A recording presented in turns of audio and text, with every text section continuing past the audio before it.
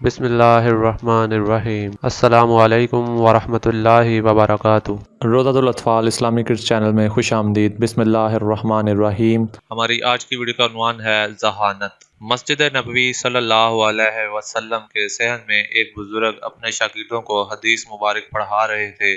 یہ بزرگ اپنے دور کے بہت بڑے عالم تھے۔ دور دور سے لوگ ان سے حدیث پڑھنے کے لیے آتے تھے۔ سب شاگرد غور سے استاد صاحب کی باتیں سن رہے تھے کہ ایک غریب لڑکا مسجد میں داخل ہوا۔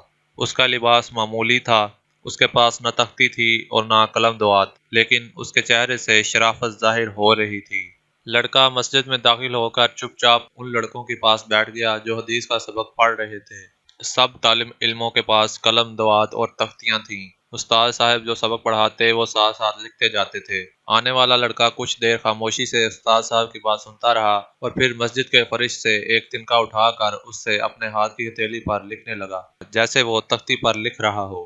کبھی کبھی وہ اس تنکے کا سر اپنے منہ میں لے جا کر اسے تھوک سے بھگو لیتا تھا، یوں جیسے قلم کی روشنائی سے بھگو رہا ہو۔ جب لڑکوں کو چھٹی ہوئی، وہ اپنے اپنے گھروں کو جانے لگے تو استاد صاحب نے غریب لڑکے کو اپنے پاس بلایا اور کہا، بیٹا، جب ہم بچوں کو رسول اللہ صلی اللہ علیہ وسلم کی حدیث پڑھا رہے تھے تو تم بار بار تنکا منہ میں ڈال لیتے تھے اور تھوک میں بھگو کر اپنی ہتھیلی پر لکھنے لگتے تھے۔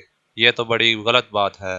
لڑکے نے نہایت ادب سے جواب دیا، جناب عالی، اللہ نہ کرے میں حدیث کی توہین تو نہیں کر رہا تھا، بلکہ آپ جو کچھ پڑھا رہے تھے اسے لکھ رہا تھا۔ استاد صاحب بولے، اگر یہ بات ہے تو ہمیں اپنی ہتھیلی دکھاؤ۔ لڑکا بولا، جناب عالی، ہتھیلی تو خشک ہو گئی ہے، میرے ہاتھ پر اب کوئی نشان نہیں۔ استاد صاحب نے کہا، پھر تم نے تھوک اور تنکے سے لکھنے کی کوشش کیوں کی؟ یہ بات تو معمولی عقل بھی سمجھ سکتا ہے کہ تھوک بہت جلد سوکھ جاتی ہے، لیکن جناب عالی، مجھے ساری باتیں یاد ہو گئی ہیں جو آپ پڑھا رہے تھے، اگر آپ فرمائیں تو سنا دوں؟ لڑکے نے کہا۔ استاد نے فرمایا، ہاں سناؤ۔ لڑکے نے ساری باتیں ٹھیک ٹھیک سنا دیں جو استاد نے پڑھائی تھیں۔